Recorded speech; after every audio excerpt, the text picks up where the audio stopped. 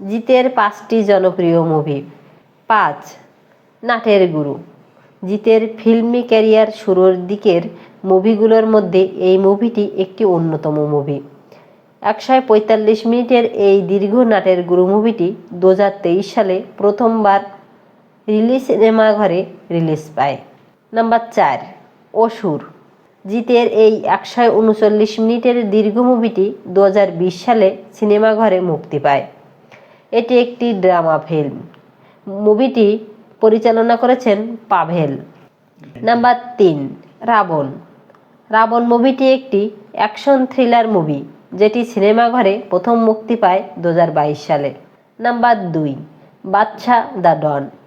2016 সালে রিলিজ হওয়া বাদশা দ্য ডন মুভিটি একটি অ্যাকশন রোমান্স ফিল্ম।